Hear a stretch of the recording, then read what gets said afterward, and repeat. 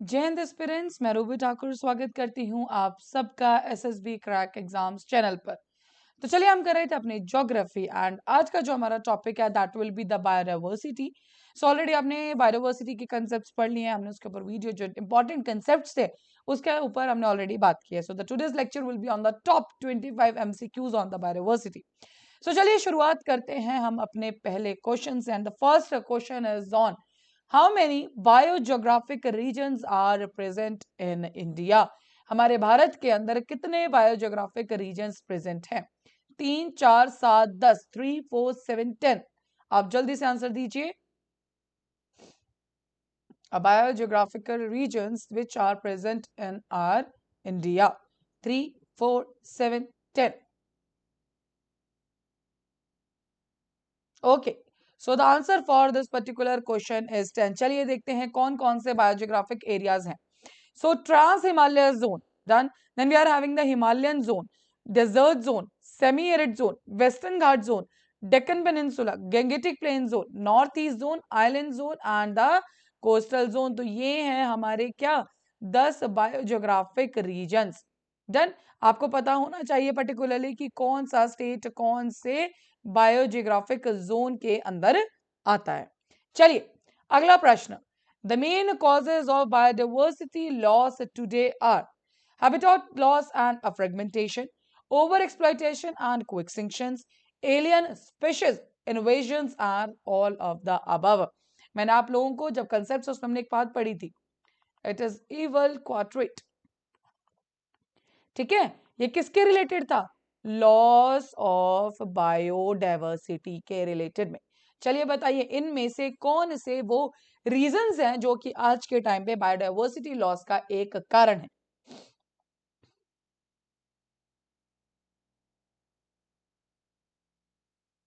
Okay, so the answer क्या है? सारे के सारे हैं, ऑल ऑफ द अबव। जो इवल क्वार्टलेट हमने पढ़ा था उसके अंदर 4 रीजन देते, या तो हैबिटेट ही खत्म हो जाए। हैबिटेट मैंने आपको बताया था कि कोई भी ऑर्गेनिज्म है उसका एक हैबिटेट रहता है, वो खराब हो जाए, ओवर एक्सप्लॉइट आप कर दो, को एक्सटिंक्शन हो जाए, एलियन स्पीशीज बाहर से आ जाए। तो ये 4 मेन रीजन है जिससे हमारा बायोडाइवर्सिटी लॉस हमें देखने को मिलता है। अगला question, which of the following river serves as a nesting ground for olive ridley turtles? Devi river, Pennar river, Hooghly river, Bhima river.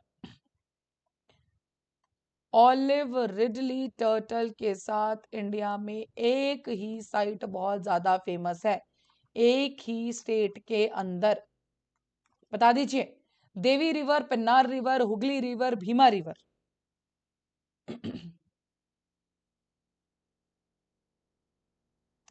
चलिए इसका जो आंसर है that is the Devi river. ठीक है, सो उड़ीसा, चिलिका लेक। ठीक है, सो बेसिकली ये वो वाली साइट्स है जो कि ओलिव रिडली टर्टल्स के नेस्टिंग ग्राउंड के साथ बहुत फेमस है। ठीक है जी, ध्यान रखिएगा। Every year a month long ecological important campaign is held during which tribes plant saplings of fruit bearing trees. आपको बताना है कि ये कौन सी ट्राइब्स हैं जो इस पर्टिकुलर चीज को मार्क करती हैं। Bhutiyan Lepcha, Gond and Korku, Irula and Toda, Sahariya and Agariya. A month-long ecological important campaign in which the tribes plant saplings of a fruit-bearing trees. आपको ट्राइब का नाम बताना है, कौन सी ट्राइब्स होंगी इसके साथ associated. Bhotiyan Lepcha, Gond and Korku, Irula and Toda, Saria and Agariya.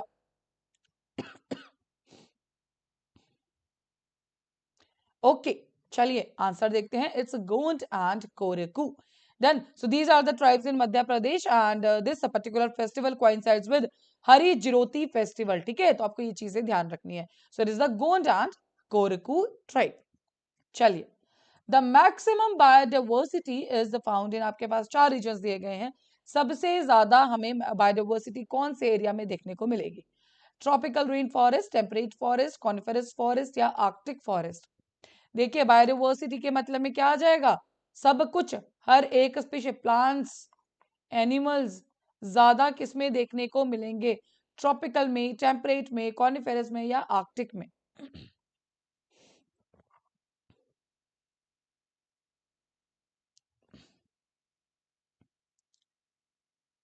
चलिए इसका जो आंसर है that is the tropical rain forest.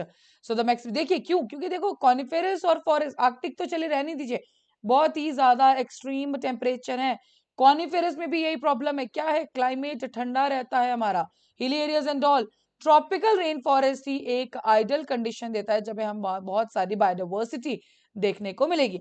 So the maximum diversity is found in a tropical rain forest. Tropical forest are some of the richest areas on the earth. About 80% of the world's documented species can be found in the tropical rain forest. तो highly हमें जो diversity देखने को मिलती है that is in the where tropical rain forest. चलिए, if you want to see the gharials in the natural habitat, which one of the following is the best place to visit? So ध्यान रखिएगा, what is the घड़ियाल? एक crocodile का name, ठीक है, बताइए।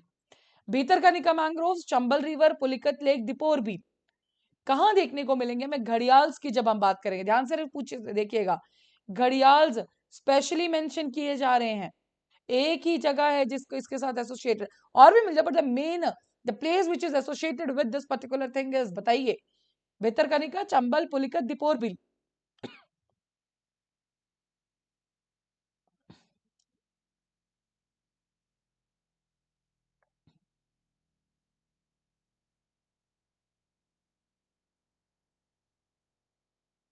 Okay, so the answer is what? That is Chambal River. So Gadials are the river dwelling fish eaters and their only wild population is in the where? Chambal Century. तो ध्यान रखिएगा, जो हमारे घड़ियाल्स है भारत के अंदर सिर्फ यही मिलते हैं। तो एक चीज that is gharials will always in a Chambal river in the case of India, correct. चलिए, which one of the following trees is considered to be an environmental hazard? इनमें से कौन सा वृक्ष जो है एनवायरमेंट के लिए एक खतरनाक चीज है, अभिशाप है, कुछ भी लगा लीजिए? बबूल, अमलतास, नीम, इक्लिप्टस।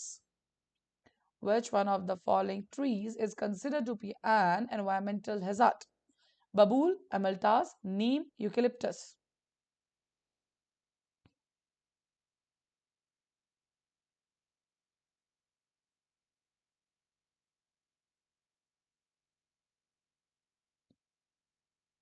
चलिए, so the answer is eucalyptus, correct.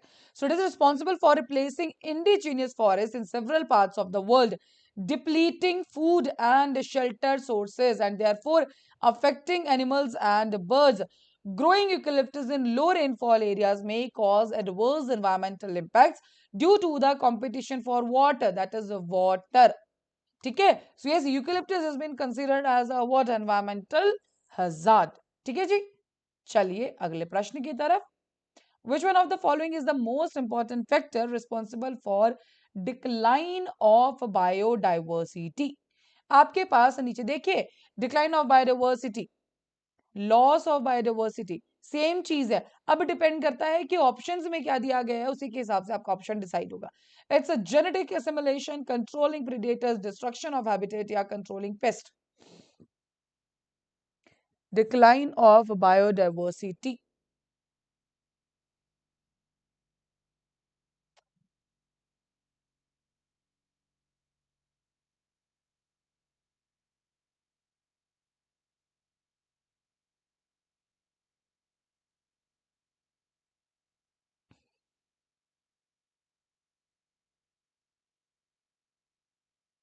Okay, so the answer is destruction of habitat. ये हमने ऑलरेडी देखा हुआ वेल क्वाड्रेंट में, ठीक है, तो उसमें से एक ही दिया गया है, that is the destruction of habitat, correct. चलिए, dash is one of the most prevalent hotspots of biodiversity in India. जैसे हमने पहले देखा था, ट्रॉपिकल रेन फॉरेस्ट, आर्कटिक, ये वर्ल्ड वाइड पूछा गया था। अब आपको इंडिया के केस में बताना है कि ज्यादा बायोडाइवर्सिटी हमें कहाँ देखने को मिलेगी, हिमालयस, वेस्टर्न घाट्स, गेंग्स या none of the above? Where will be having the more diversity in the India, prevalent hotspot of biodiversity in India? You have to tell me about the hotspot of biodiversity in India. We have already discussed about the hotspots and all concepts in the last lecture.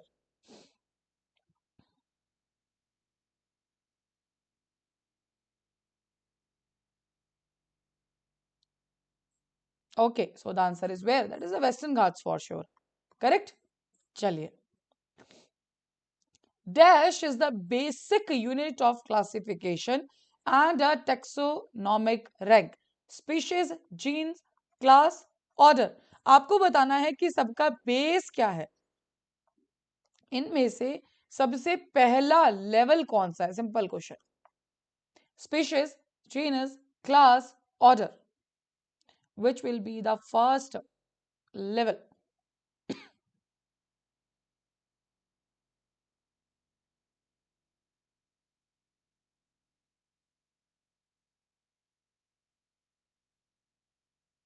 Okay, so the answer is what, that is species. अगर आप right hand side पे देखिए तो देखिए ये रहता है हमारा रैंक. क्या? Base level species, then we get a genes, then we get a family, order, class, phylum, kingdom, and the last is what, that is this is domain. So this is the basically what increase of our ranks. So which is the first rank, or we can say as the first basic unit, that is our species.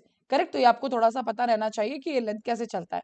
The first one is species, then we go to the genus, then we go to the family, order, class, phylum, kingdom, and domain. चलिए. Dash is defined as the number of species represented in a specific region, landscape or ecological community. एक landscape में number of species को इनमें से क्या represent करता है? कैसे हमें पता लगेगा कि नंबर ऑफ स्पीशीज कितनी है? कोएवोल्यूशन, कमेंसलिज्म, स्पीशीज रिचनेस या population density. What will be the thing which will represent a number of species in the particular landscape or ecological community area?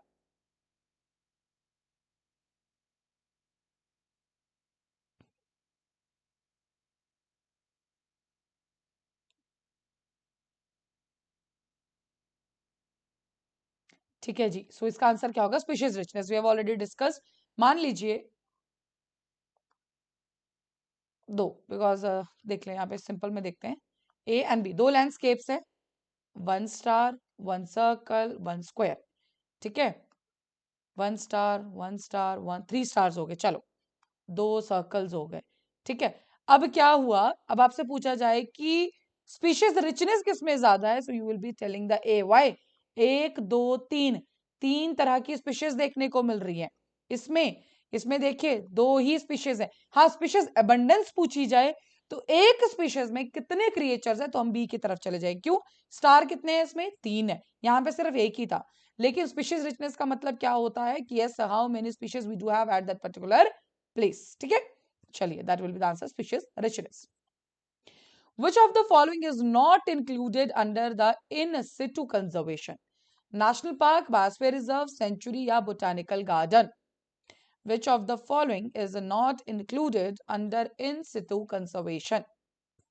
National Park, Biosphere Reserve, Sanctuary या Botanical Garden?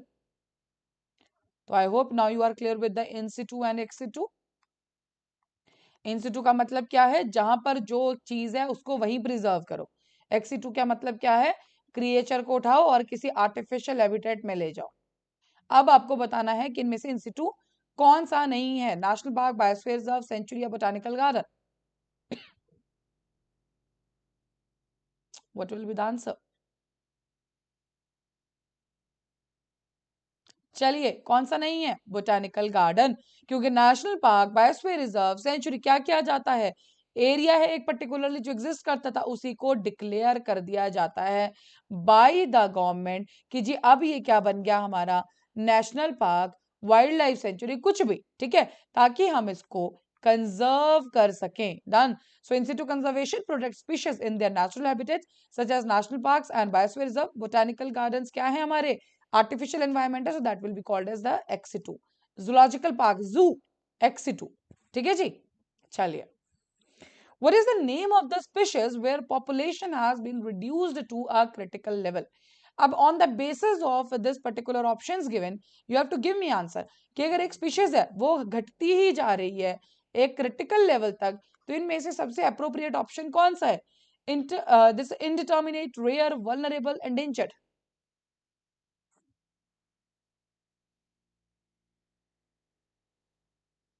Which one? What name can be give to that particular species जो कि घटती ही जा रही है?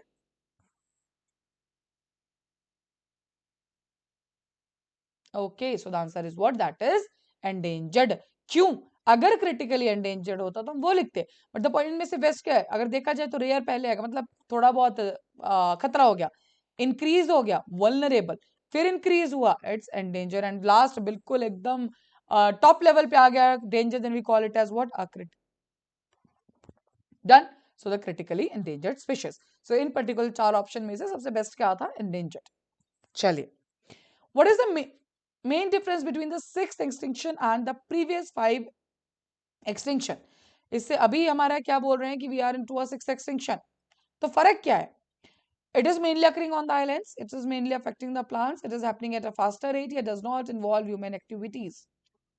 I think सबसे पहले जो आपको निकालना चाहिए वो था डी, है ना, बिकॉज सब कुछ खेल तो ह्यूमन एक्टिविटीज का ही है। सो डिफरेंस बताइए, इससे पहले 5 एक्सटिंक्शन हुई, अब 6वीं एक्सटिंक्शन चल रही है, तो फर्क कहाँ है? What is the difference?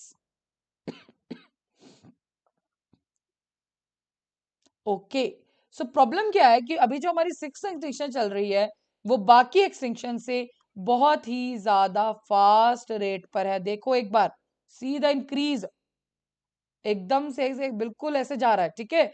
सो ये ही प्रॉब्लम है, ठीक है। और क्या रीजन, ह्यूमन एक्टिविटीज तो है ही, क्लाइमेट चेंज सब कुछ, लेकिन अगर हम जाए क्लाइमेट चेंज के ऊपर तो क्लाइमेट चेंज के लिए रीजन कौन है, हम मनुष्य, ठीक है जी। चलिए, so that is all with this particular question. चलो, in which of the regions of India most likely to come across the great Indian hornbill in its natural habitat? Sand deserts of northwest India, higher Himalayas of Jammu and Kashmir, salt marshes of western Gujarat या western Ghats। इन्हें चार में से great Indian hornbill हमें कहाँ देखने को मिलती है? देखो कितनी सुंदर सी है ना। बताइए, A B C D, what will be the answer? Great Indian hornbill.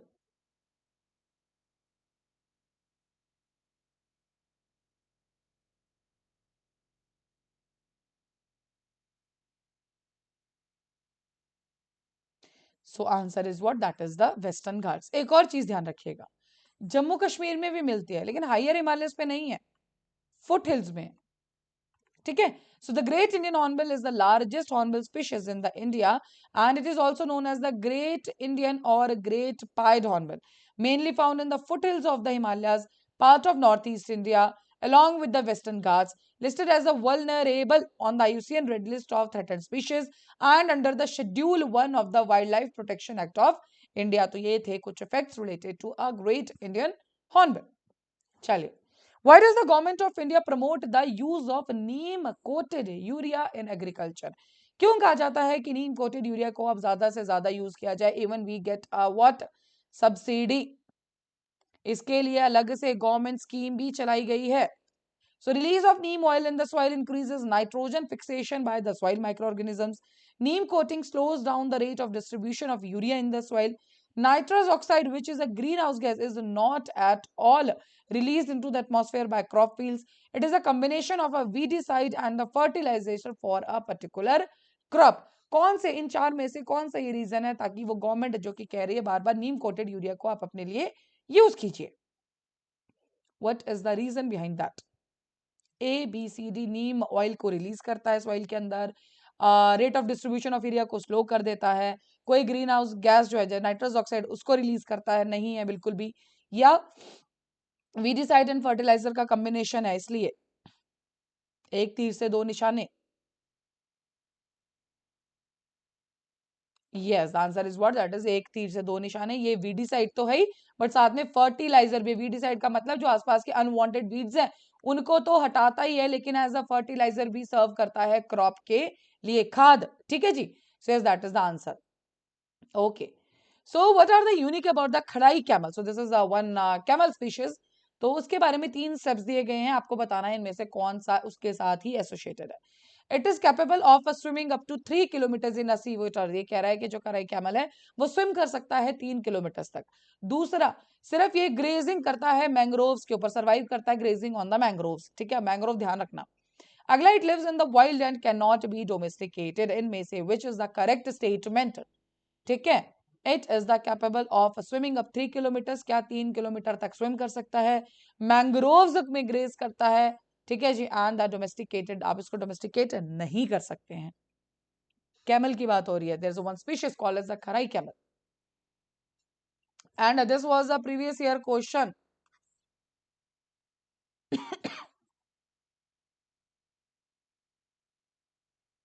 चलिए, इसका जो आंसर है that is first only, yes it can swim. अब मैंग्रोव्स में नहीं है ये, नो।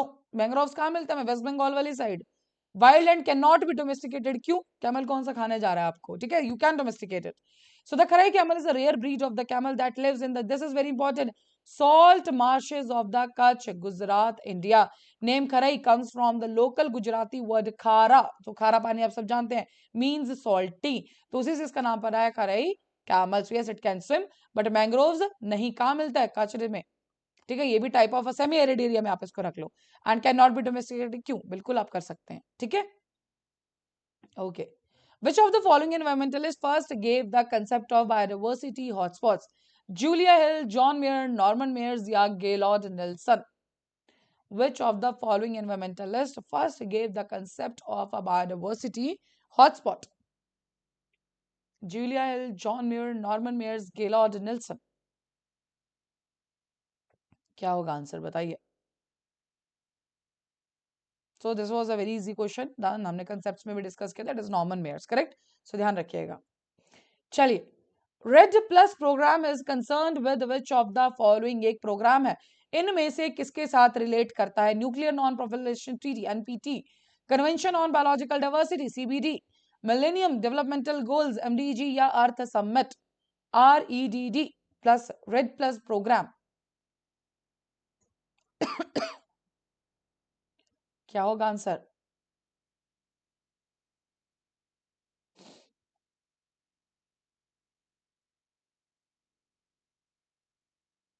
चलिए, इसका आंसर है that is the convention on the biological diversity. Nuclear से इसका कुछ लेना देना नहीं है, मिलियन डेवलपमेंट गोल से कुछ लेना देना नहीं है, अर्थ समिट से नहीं है। देखिए, so the reducing emissions from deforestation and forest degradation, ये है इसकी full form. Mechanism developed by the parties to the UN framework convention on the climate change UNFCC, ठीक है, creates a financial value for the carbon stored in forest by offering incentives for the developing countries to reduce emissions from forested lands and invest in a low carbon path। Simple सी बात, deforestation forest degradation के ऊपर ये काम करेगी and sustainable development की तरफ आगे बढ़ेगी। सो बेसिकली जो रेड प्लस है किसके साथ रिलेटेड है? बायोडाइवर्सिटी के साथ रिलेटेड है, करेक्ट। चलिए, which of the following plants is used for green manuring in India? Wheat, sun hemp, cotton, rice? Which of the following plant is used for green manuring in India?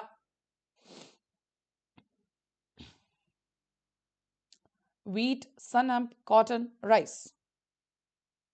चलिए, इसका answer है सन hemp. तो ये जो आप देख रहे हैं, this is sunn hemp. So the green manure is manure obtained from the undecomposed green plant material. Sun hemp is one of the most important green manure crops along with what? Dhanisha, cluster beans, sesbania, rostrata and others. So these are also the green manuring plants. So yes, the sun hemp is the answer. Correct? Okay, very interesting question actually. Polar bears prey on arctic birds and fishes. कह रहे हैं कि polar bears जो हैं वो arctic birds और fishes को खा लेते हैं, लेकिन हमने कभी ये नहीं देखा कि polar bears जो है वो penguin को भी खा लेते हैं। Why? रीजंस बताना है आपको। ए, पेंगुइन्स के अंदर एक ऐसा केमिकल सब्सटेंस होता है जो कि टॉक्सिक होता है पोलर बियर्स के लिए। दूसरा, penguins are gregarious and always moves in group, therefore a polar bear can not approach them, पूरे के पूरे ग्रुप में चलते हैं, इसलिए पोलर बियर अप्रोच नहीं कर पाता है। पोलर बियर्स एंड पेंगुइन्स कभी एक साथ एक कंडीशन में नहीं रह सकते, इकट्ठे एक जगह पे नहीं रहते हैं। क्यों? जो पोलर बियर्स हैं ये कह रहे हैं कि नॉर्थ पोल पे रहते हैं और जो हमारे पेंगुइन्स हैं वो साउथ पोल पे रहते हैं।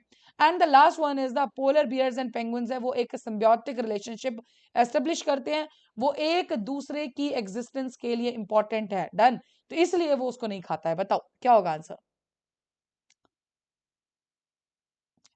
Polar bears, arctic birds, fishes सबको खा लेता है, लेकिन पेंगुइन्स को कभी नहीं खाता। क्यों? पेंगुइन्स के अंदर कोई केमिकल सब्सटेंस होता है जो कि वो जहरीला है पोलर बियर्स के लिए। पेंगुइन्स ग्रुप में चलते हैं तो पोलर बियर अटैक नहीं कर पाता है। पोलर बियर और जो क्या है वो इकट्ठे नहीं रह सकते क्योंकि एक नॉर्थ पोल में रहता है, एक साउथ पोल में रहता है, ठीक है। और सिम्बियोटिक रिलेशनशिप है दोनों के बीच में. What will be the reason? चलिए, इसका जो आंसर है दैट इज सी. पॉइंट क्या है कि जो पोलर बियर्स है वो रहते हैं north pole and penguins live in where, south pole. तो वो को एग्जिस्ट नहीं करते हैं. ठीक है जी. So this is the reason वो फेड नहीं करते हैं. करेक्ट. चलिए, the red data books published by the IUCN contains a list of what? Endemic plant and animal species present in the biodiversity hotspots, threatened plant and animal species, protected sites for conservation of nature and natural sources in the various countries. Endemic plant and animal species present in the biodiversity hotspots, threatened plant and animal species, protected sites for conservation of nature and natural resources in various countries.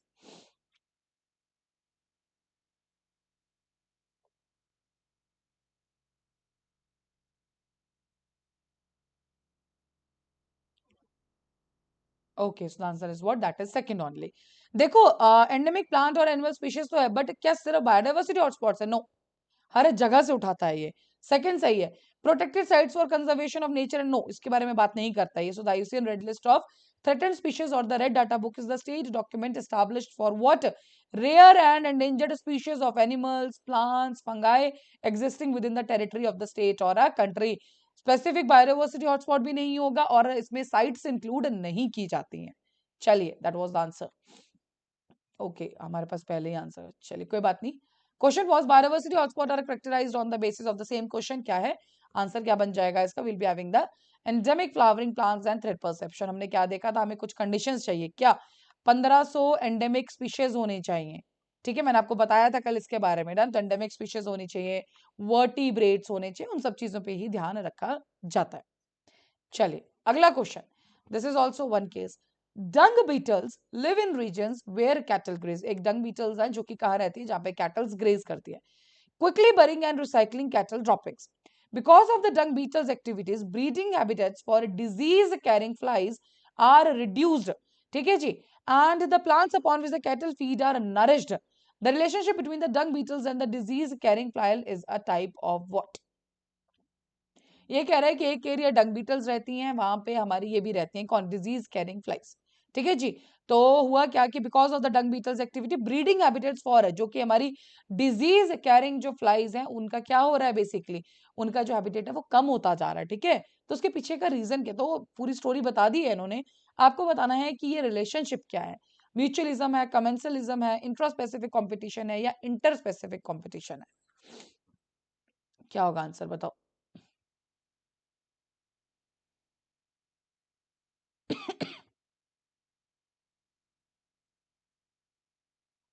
चलिए, answer will be the interspecific competition.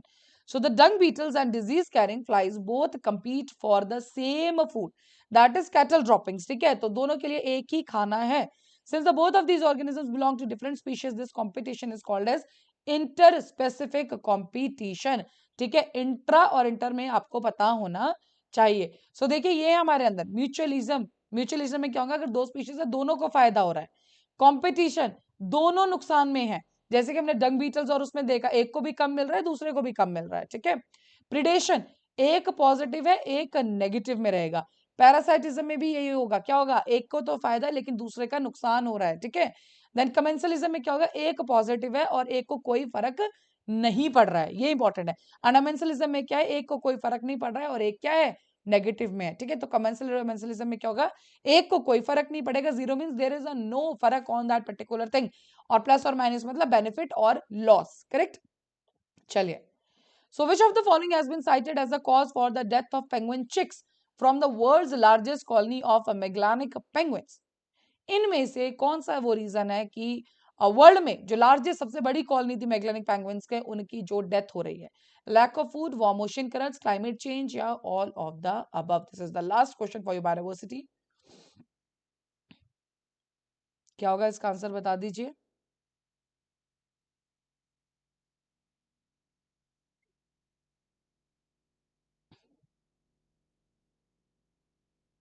Okay, so the answer is what? That is climate change. ठीक है.